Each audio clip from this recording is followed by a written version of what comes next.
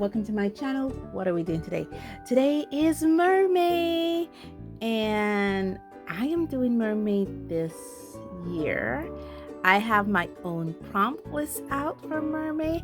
I should feature it somewhere here for you so that you can see what prompts I'm working with.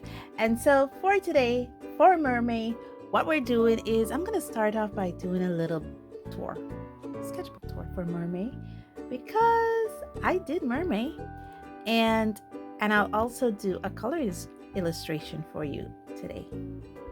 Okay, so first we're going to start off with my T, prompt number 1, T.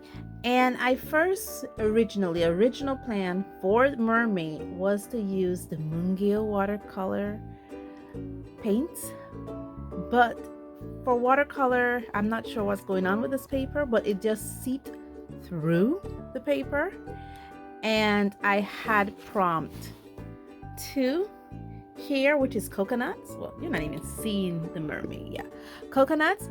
And it wasn't, I should put a picture up of what this looked like after I did my watercolor painting. So then I said, okay, this is not working out for me the way I wanted to. So what I'll do is I'll be using this, which is the Caran d'Ache Gouache Studio. I have an 8 set here. Yeah, big pan for just 8 little pan gouache. And I'm also using my DIY gouache, and guys, look how I just murdered this gouache. So yeah, these are the gouache that I'll be using, and these are the gouache that I'll be using, but these are the gouache I also used, let me bring you guys here, for this, and look how it came out. I also add a bit of acrylic paint pens on these, just for areas like here where the coconuts are, the little dots, because this paper seems to work well with acrylic gouache and gouache.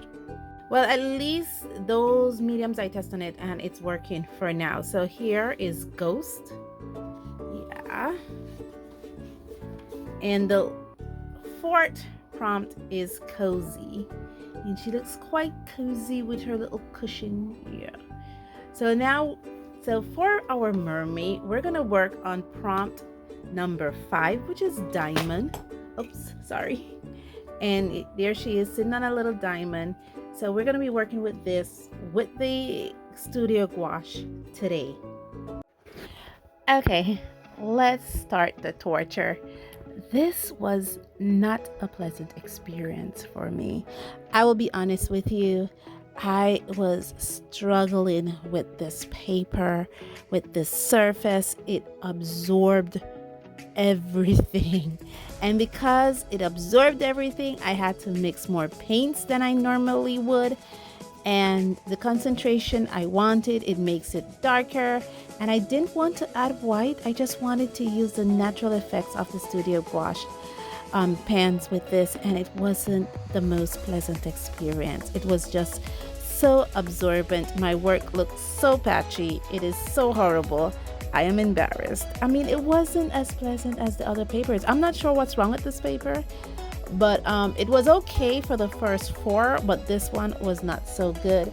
You see me going in there with the magenta.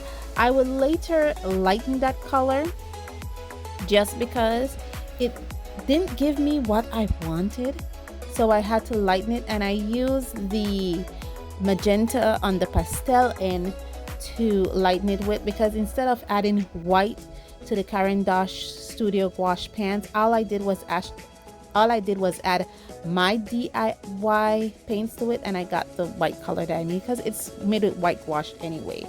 I'm going in there. I wanted her hair to be red, but not bright red. I wanted to have some form of color from the diamond, the magenta diamond down there. So I mixed a little bit, and now I'm doing her body. I made it, this is like the 2nd, but most of them are full suited mermaid, so I just made her mermaid body full suited, and it was okay. I was okay with that.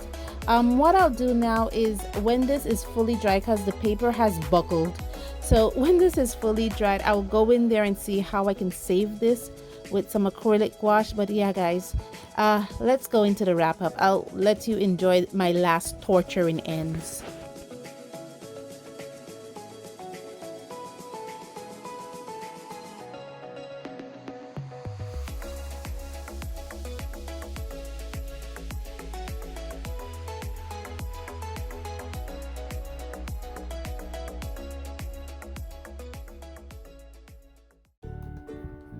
Okay, friends, we're done. This was not pleasant at all. Not at all. I know that I expressed that how unpleasant it is. This page actually buckles on me. So what I'm gonna do, I'm gonna let this dry fully, because this is how it looks. Look how patchy it looks, like especially here. Look how that looks so patchy, and it's from the same batch. That's what it's hurting me. It's from the same pool of paints that I mixed, but it just looks so patchy. I probably might have to live with this and say, you know what, she's human, she's not perfect. And here where it's just basically light and dark, and look at this. It just absorbed so quickly. I couldn't, it was like putting ink in a sieve. It just absorbed the paint so quickly, and I didn't want to work with a lot of white gouache. I guess I'll have to work with a lot of white gouache in this paper because I wanted to show the true colors. That's why I didn't put it blue like the others, because I wanted it to show the true colors, but it was torturous, guys. So I'm gonna leave this alone. I'm gonna end my torture, and let me know what you think of this. You can be brutally honest, I can take it, of this in the comments below. Have you worked with this book before? This is the book I'm working with in the Paul Rubens sketchbook. It is not my most pleasant experience at all, and like I said, maybe I think it could be the sizing, because I bought this book probably 2020 or 2019. So this book has been on the shelf for a good 5 years, maybe even 6. I'm not sure. You know, maybe even 4. Maybe I bought it 2021. I'm not sure, but I think it's between 2019, 2020, maybe early 2021. I bought this book. No, I think it's 2019 or 20. I don't remember. The fact of the matter is, it's torturous to work in for me. I'll find a way to get the use out of this book, because it does have to go into the completed aisle, hopefully by December of this year. Thank you guys so much for joining me on this journey. I'm just going to end this. And as always, stay safe, stay blessed, and I'll see you in the next one. Hopefully under better circumstances.